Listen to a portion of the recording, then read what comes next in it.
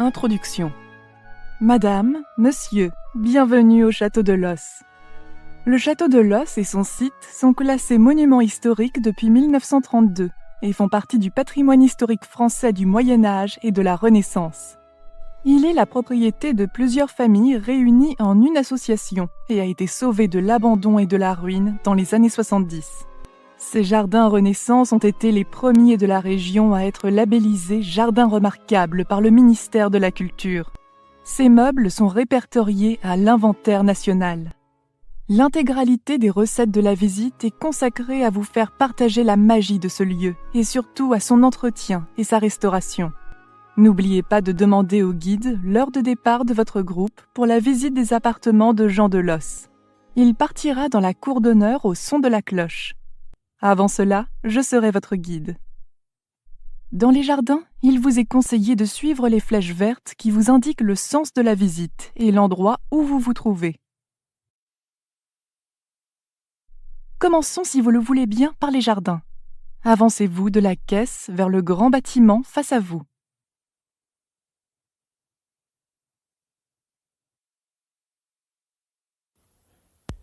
Mettez le commentaire sur pause dès que vous entendrez cette clochette.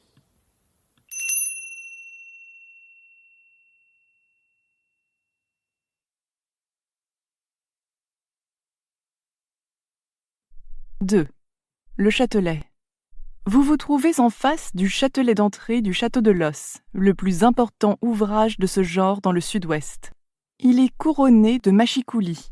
Jusqu'au XVIe siècle, les machicoulis, qui sont ces pierres en saillie que vous voyez devant vous, supportaient un parapet qui permettait aux gardes de faire tout le tour de la forteresse. Dans les siècles qui ont suivi, les murs ont été abaissés au niveau de la cour intérieure car les murailles n'avaient plus de rôle défensif. Jean II de Los, grand serviteur de l'État et contemporain de Montaigne, a fait graver sa pensée au-dessus du grand portail en 1574. L'homme fait ce que peut, la fortune ce que veut. La fortune fortunas en latin signifie le destin.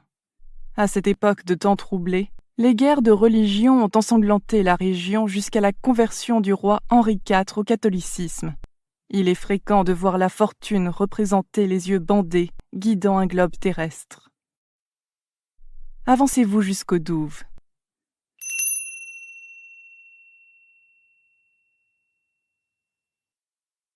Trois. Les douves. Les douves sont des fossés de défense en partie creusés dans la roche. Ils n'ont jamais été remplis d'eau. En effet, il reste à peu près 10 mètres pour atteindre le niveau de la rivière. L'enceinte consistait en une double muraille crénelée reliant les tours entre elles. L'assise, la partie inférieure de la muraille, date du Moyen Âge. Elle fut relevée en 1570 par Jean de Los, qui y introduisit des éléments architecturaux de la Renaissance. Elle fut surtout modifiée en fonction de l'introduction des armes à feu. Vous remarquerez en maint endroits des orifices de dimensions diverses, permettant aux bombardes, coulevrines ou mousquets de tenir l'ennemi sous un tir croisé. Les petites marches à l'intérieur de certains d'entre eux étaient destinées à faire ricocher les balles tirées de l'extérieur. Veuillez maintenant vous diriger sur votre gauche, indiquée par la flèche verte, et vous engager sur le sentier du milieu jusqu'à la petite butte.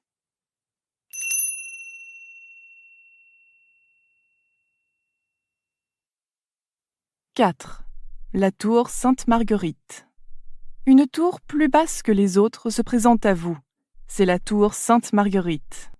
La tour a conservé sa solide base évasée en superbes pierres taillées et appareillées. Ornée d'une corniche moulurée, elle a été transformée en pigeonnier. Une jolie lucarne donne sur la cour. Côté douve, l'on peut lire la devise orgueilleuse « Quamis sine penis non minus alta peto ». Sans avoir l'aile de l'oiseau, je m'élève aussi haut. Poursuivez sur le sentier.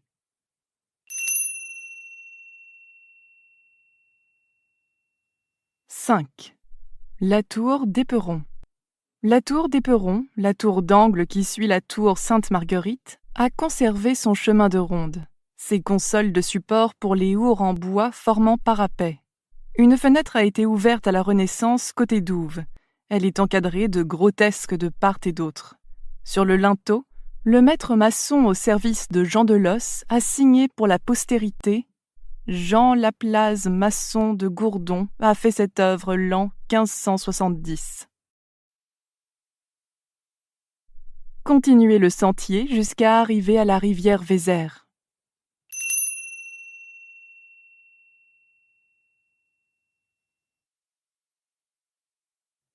« 6.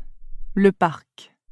À ce point, vous avez le choix de visiter le parc par le chemin ombré le long de la rivière et découvrir le bain des nymphes. Cela vous prendra une quinzaine de minutes.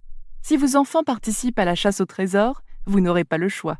Sinon, descendez les marches dans la douve et revenez vers le pont dont vous découvrirez les arches.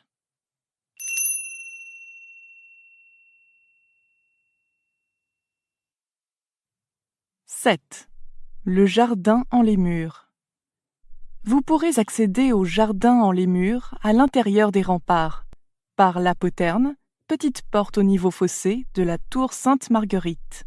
L'escalier en colimaçon qui y mène est raide et déconseillé aux personnes âgées. Dans la tour Sainte-Marguerite, vous pourrez voir une vidéo introductive. Alternativement, vous rejoindrez l'intérieur des remparts en sortant de la douve et en empruntant le pont la surplombant. Arrivez en haut, passez sous la voûte du Châtelet et tournez immédiatement à gauche dans la cour.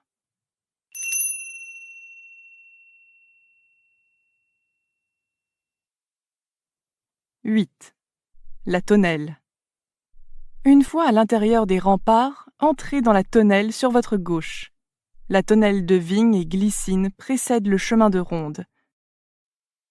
Poursuivez sur le chemin de ronde. «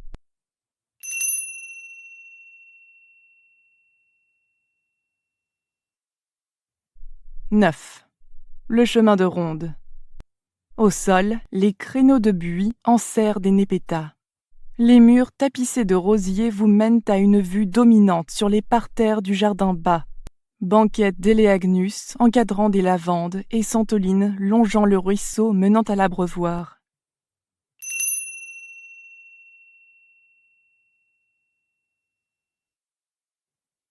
« 10. La tour d'Éperon. Vous vous trouvez alors devant la tour d'Éperon, dans laquelle ont été installées à l'étage une étuve et sa chambre de repos selon la pratique du XVIe siècle.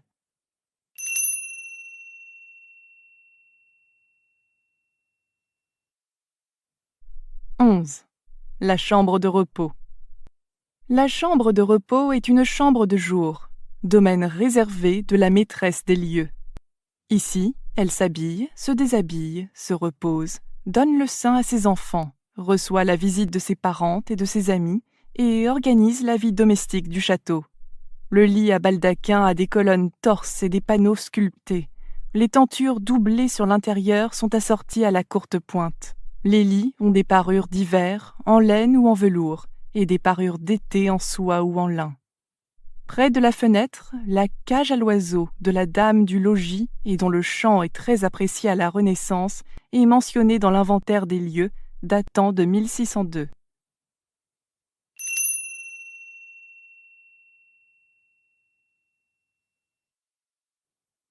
« 12. L'étuve. Durant la Renaissance, l'hygiène est à la mode. Souvent installée dans les tours ou au rez-de-chaussée, près des cuisines, pour apporter l'eau chaude plus facilement, les bains font leur apparition dans les châteaux. Le baquet en bois est tapissé d'un tissu de lin et surmonté d'un dais muni de rideaux. Un tabouret recouvert d'un linge permet des ablutions confortables. On se baigne nu ou vêtu d'une ample chemise. Le savon vient d'Italie, le plus fin de Venise. La lavande parfume l'eau et le feu de bois dans la cheminée procure chaleur et bien-être. La vidange du baquet se fait à l'aide de seaux. Vous pouvez maintenant redescendre au niveau du chemin de ronde.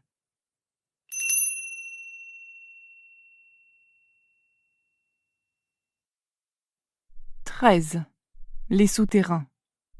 Au pied de la tour s'ouvre l'escalier donnant accès à des salles souterraines avec meurtrières pour contrôler les douves et au fond au puits du château alimenté en eau depuis des siècles.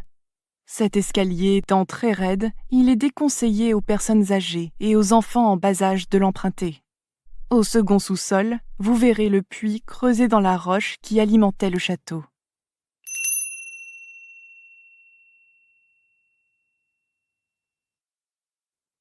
« 14.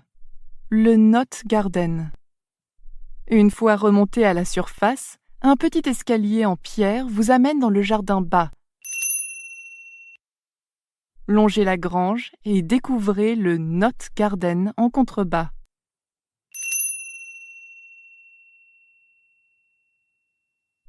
« 15. L'écluse. Admirez le point de vue sur la rivière. Les rosiers et buis du Knott Garden descendent en cascade vers la Vézère. Celle-ci était navigable jusqu'au XIXe siècle, jusqu'à Montignac en temps normal et jusqu'à Terrasson en période de hautes eaux. La Vézère assurait la liaison du Limousin avec Bordeaux. Les marchandises, bois, vin, sel et canons des forges étaient transportés sur de grandes barques à fond plat appelées gabarres. Des travaux d'écluse ont été entrepris à partir de 1685 à Terrasson. Les 5 dernières écluses construites au XIXe siècle, dont l'écluse que vous voyez en amont de l'Osse, furent rapidement emportées par les crues. Le développement du chemin de fer rendit ensuite ces ouvrages inutiles.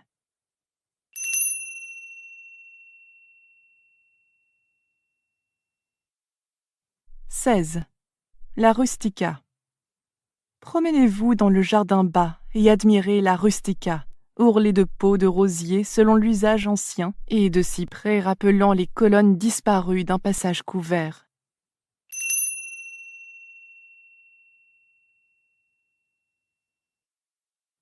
« 17. Les jardins extérieurs. Nous allons sortir du jardin en les murs et de l'enceinte du château par le pont pour se diriger vers les jardins extérieurs. Vous longerez le rempart extérieur sur votre gauche pour entrer dans la Charmille. « 18. La Charmille. La Charmille se trouve à gauche en sortant du pont. Admirez l'intérieur de la Charmille par ses ouvertures latérales qui vous donnent une vue en enfilade sur les parterres.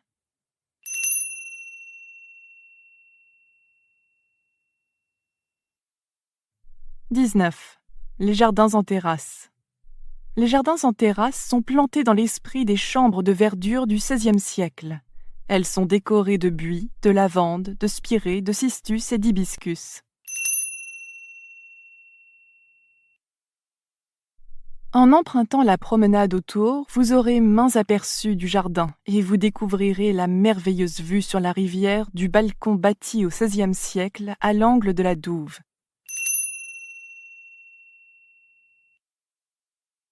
En aval, le moulin du château avait été construit sur la rivière au sud du jardin en terrasse.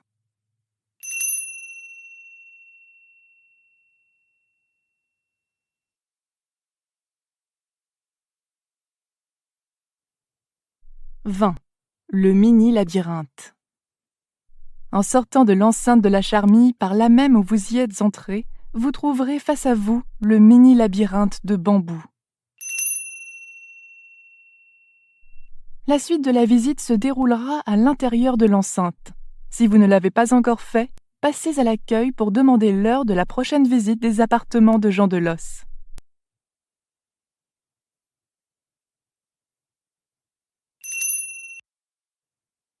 « 21. Le jardin de la princesse.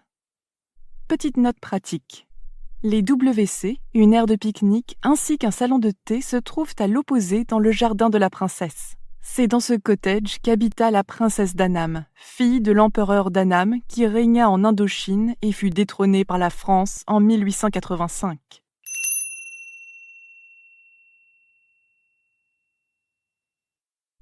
Dès que vous le souhaitez, nous nous dirigeons vers la cour d'honneur à l'intérieur des remparts pour une introduction historique.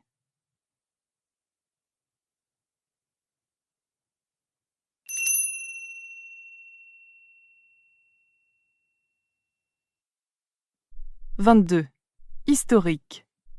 Introduction dans la cour d'honneur. Au XIIe siècle, la famille de Los, originaire de Bruges en Flandre, vint se fixer sur les bords de la Vézère.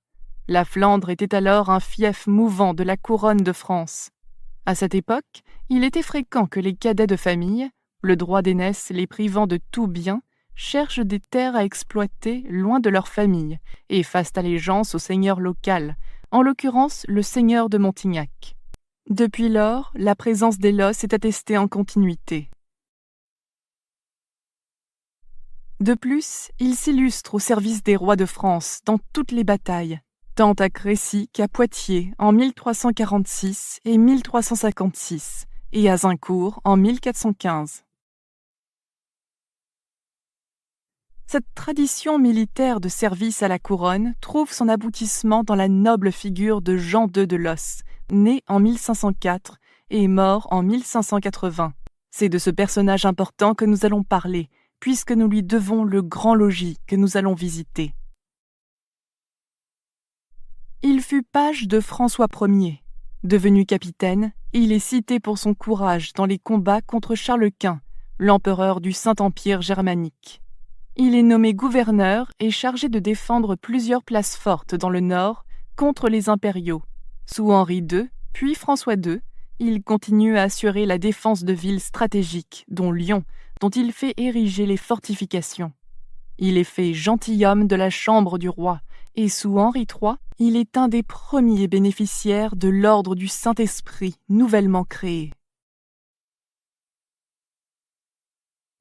Il servit ainsi tous les fils de Catherine de Médicis et reçut la haute mission de présider à l'éducation du jeune prince de Béarn, le futur Henri IV. Enfin, en 1573, l'année de la paix de La Rochelle, il devint gouverneur de son pays, le Limousin et le Périgord, et lieutenant général de la Guyenne. À partir de cette date, Jean II de Los a modifié le siège familial, la forteresse moyenâgeuse, en fonction des impératifs de défense et des nouveaux modes architecturaux. Un mot sur Henri IV. Henri IV, premier roi de la dynastie des Bourbons, est un roi bien aimé, car son règne coïncida avec la paix et une relative prospérité. Il était également, on l'oublie souvent, un grand mécène et bâtisseur. C'est lui qui entreprit la grande galerie destinée à relier le Louvre et les Tuileries. On dit que lorsqu'il gagnait des pièces au jeu de paume, il les prenait en disant « Elles sont pour mes maçons ». Durant le règne d'Henri IV, le fils de Jean de Los fut capitaine de la garde écossaise au Louvre, comme l'avait été son père pour les Valois. L'édifice que nous voyons ici est celui qu'a voulu Jean de Los. Il n'a subi aucune modification, sauf pour des amputations dues à l'ouvrage du temps. C'est pour cette raison qu'il a été classé monument historique dès 1932.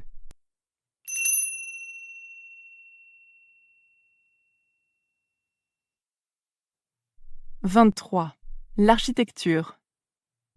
Je vous donne maintenant une description architecturale.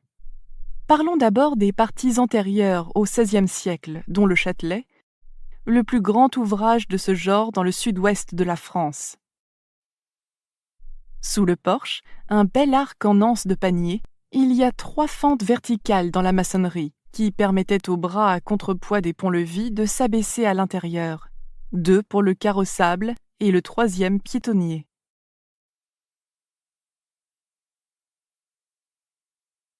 Le château fort était protégé sur les 3 côtés par des douves larges et profondes, dont la base est creusée dans le roc, et sur le 4e côté par la Vézère. À l'origine, une courtine avec un chemin de ronde reliait les tours qui devaient être au nombre de 7. Il en subsiste 5.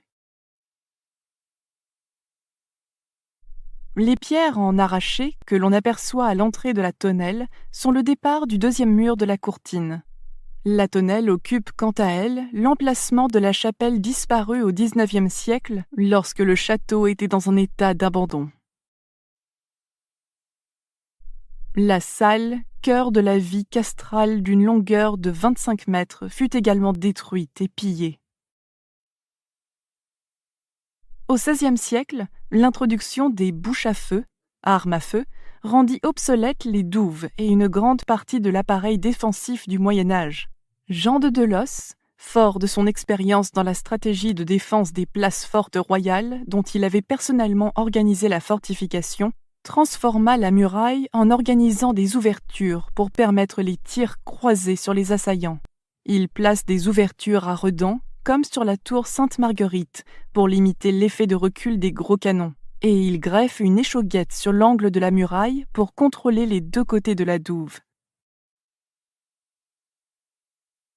Familier de la cour à Paris, où il vit la réalisation des nouveaux critères architecturaux, dont l'ordre et la symétrie, Jean de Delos souhaita mettre sa demeure au goût du jour. Les deux bâtiments de gauche, anciennement crénelés, furent peu remaniés. L'ouverture de larges baies fait néanmoins partie de la nouveauté. Auparavant, l'on se contentait d'ouvrir une fenêtre là où on le jugeait nécessaire.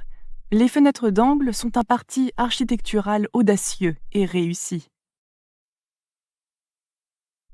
Le retour à l'Antiquité est plus manifeste sur la nouvelle façade du Grand Logis. L'on a eu recours à tout l'alphabet décoratif classique. Nous voyons l'expression de ce style de la Renaissance dans la corniche en saillie qui rompt la hauteur des façades et leur donne un effet d'horizontalité, et dans le rythme régulier des croisées à meneaux plats et encadrements géométriques, soulignés de frises à denticules. Petites dents. La porte d'entrée est flanquée de 2 pilastres d'ordre toscan.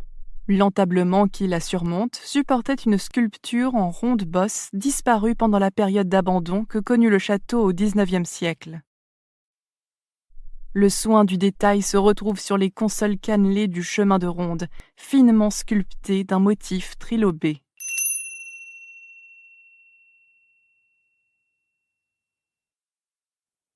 « 24. Vers la terrasse.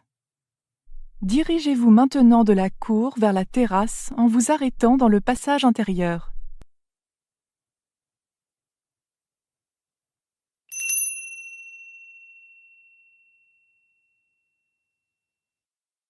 « 26.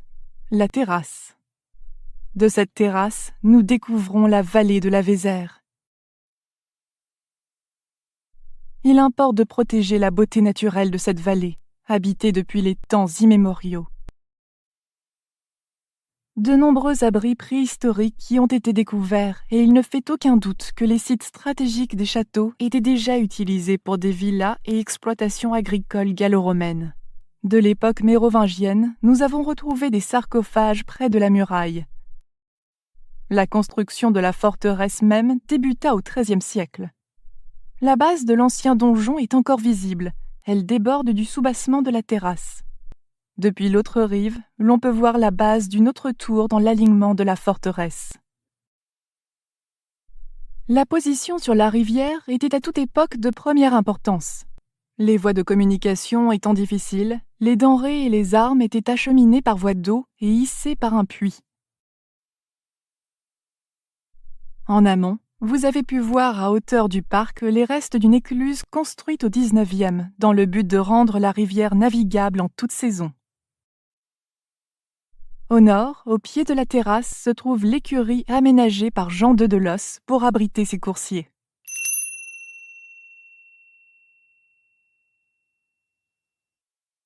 Parlons des travaux qui se poursuivent ici depuis 35 ans. Le château et ses abords sont classés au titre des monuments historiques. Tous les travaux sont exécutés par des compagnons sous le contrôle d'un architecte en chef des monuments historiques. La plupart des toitures ont été refaites. Pour celle du Grand Logis et du Châtelet, il s'agit des charpentes et couvertures. La toiture en lauze de la tour d'Éperon doit être prochainement refaite. Les murailles ont été restaurées, le pont et le Châtelet consolidés. Les façades et leurs enduits refaits, menuiseries et vitraux remplacés là où c'était nécessaire. Enfin, le jardin a été restitué.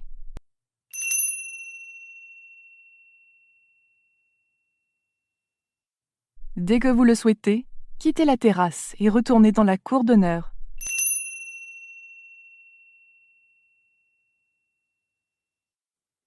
« 27. Visite guidée des appartements. Vous allez maintenant rejoindre le guide dans la cour d'honneur pour la visite des appartements de Jean de Delos. Un guide vous y attendra à l'heure convenue et vous accompagnera à l'intérieur du grand logis. Vous entendrez le son de la cloche qui vous rappellera le départ de la visite. Accompagné par le guide, vous monterez le grand escalier. C'est un escalier dit rampe sur rampe, qui a remplacé à la Renaissance les escaliers en colimaçon. Vous remarquerez en entrant le pilastre orné d'une acanthe. Vous trouverez à Los un mobilier exceptionnel que vous ne verrez pas souvent ailleurs. Il est fragile et nous vous demandons de le respecter. Les tapisseries, par exemple, ne supportent pas la lumière des flashs. Rendez-vous donc devant la porte d'entrée à pilastre dans la cour d'honneur pour la visite guidée des appartements de Jean de Delos. J'ai été heureuse de vous accueillir à Los et de vous avoir guidé à travers ces jardins. Nous aimons l'atmosphère particulière de ce lieu et espérons que vous vous y êtes senti bien. Merci d'avoir participé à notre effort de restauration et de conservation.